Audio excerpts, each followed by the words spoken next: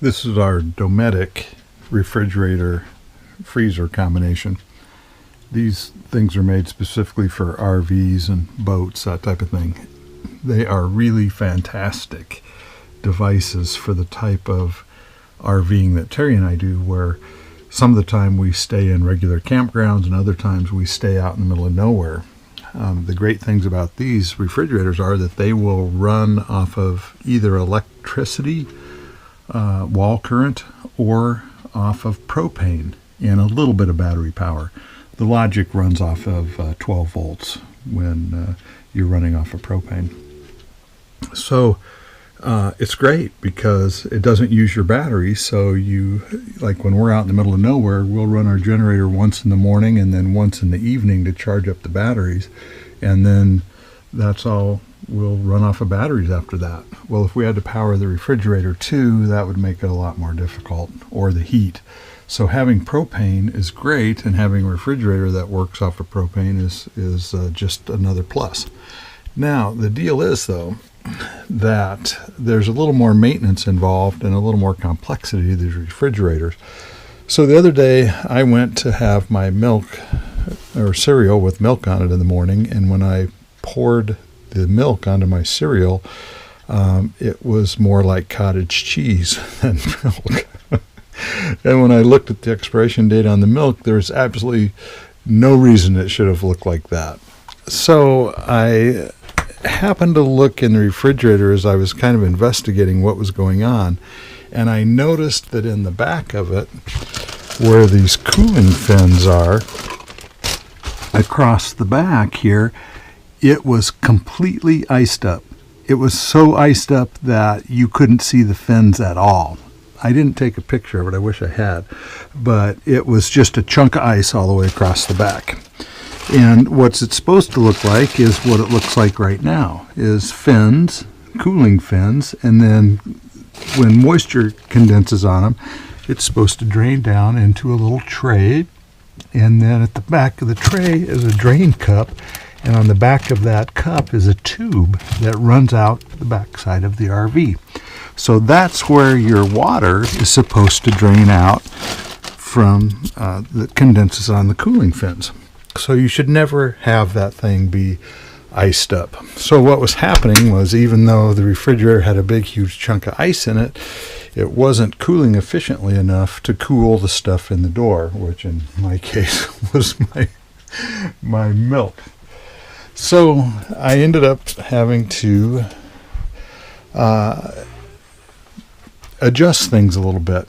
So I adjusted the temperature, and then I went out and looked at the back of the refrigerator and discovered that the hose was so old and brittle and broken that it was missing a big chunk of it. So it wasn't doing what it was supposed to do, and it was probably letting moist air up into the refrigerator as well, because it wasn't sealed. So I went ahead and replaced that tubing, and I'll show you what I did out there.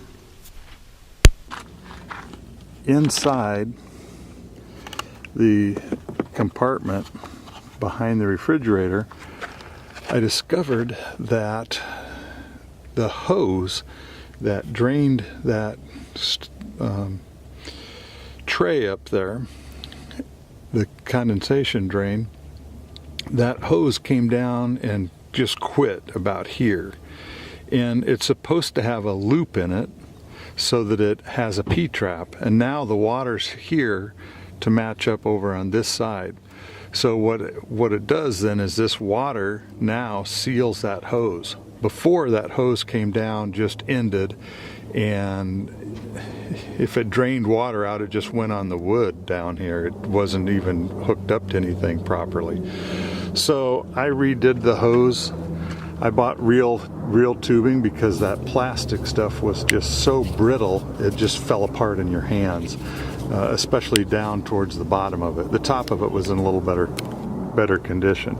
So what I did is I bought regular 1/2-inch inner diameter tubing and put it up onto the back of the refrigerator, ran it down, put a loop in it, cable tied it in a couple of places, and then I cable tied it onto the vent cover itself so that the water will drain out the vent cover and not collect on the wood in the bottom of the refrigerator thing here, refrigerator compartment. Now the other part of this is though that in order to put that hose on, it's quite a ways up to the top of the refrigerator from here, and there's no way to get your hand in there.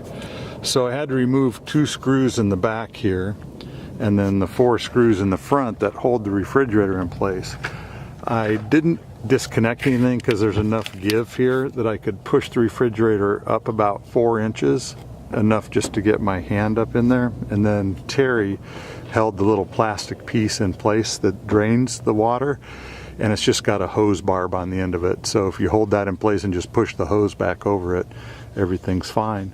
So since then I adjusted the refrigerator temperature a little bit, and then I came out and checked it after a couple of days, and sure enough I've got water in this hose. It's probably hard to see, but it goes, there's the top of the water there because it matches the top over here, and then of course it's down in here because of the double loop I've got going on there.